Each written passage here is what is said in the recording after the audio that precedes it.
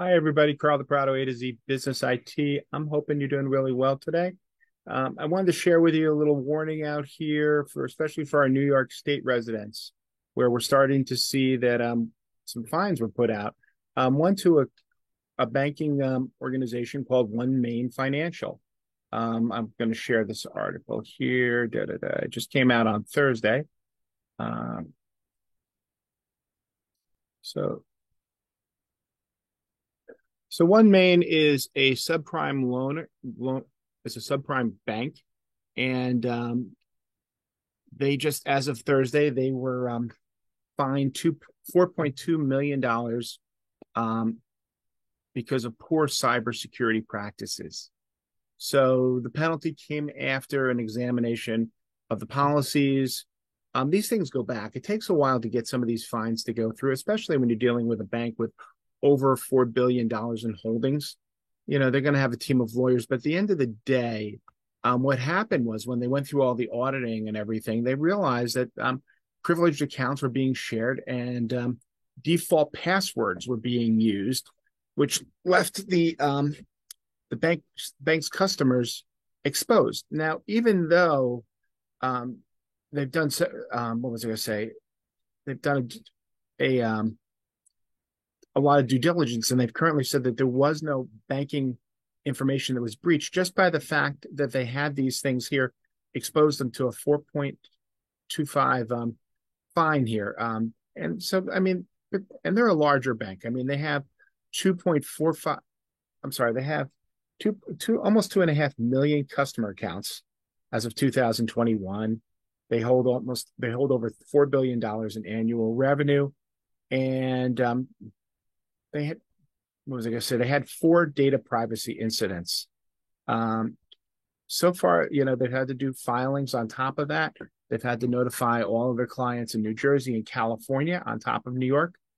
And this is one of the things you're starting to see. Why do I share this with you? The fact is that they are going after financial institutions, even though people say, okay, a breach happens, I can go clean up my data, or why do I care if, we're all sharing the same password? Well, um, depending on what type of non-public financial information you're holding, when regulators come back and audit your systems, they can go back quite a while. I mean, 2016, that's 7 years ago. No, that's nine. No, sorry, math. 7 years ago. Sorry, 7 years ago, they went back to look at this.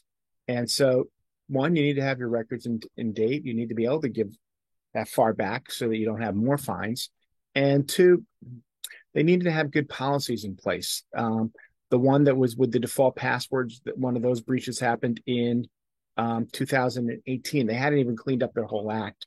Um, you know, one main financial wrote a little spin on this. I thought was hysterical.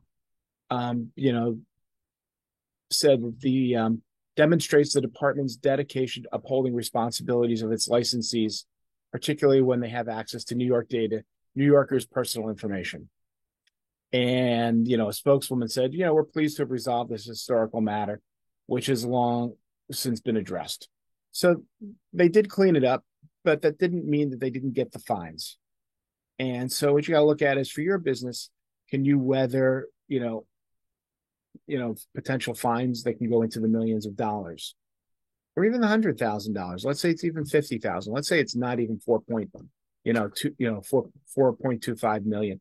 Let's say it's just $20,000. Is that worth you having an unexpected expense on top of having a reputation loss? That's always the question I ask. So if the answer is no, it's not okay, feel free to reach out to us, A to Z Business IT. I hope you guys have a great rest of the day. I put a link down below if you need any help. And thank you all. Take care.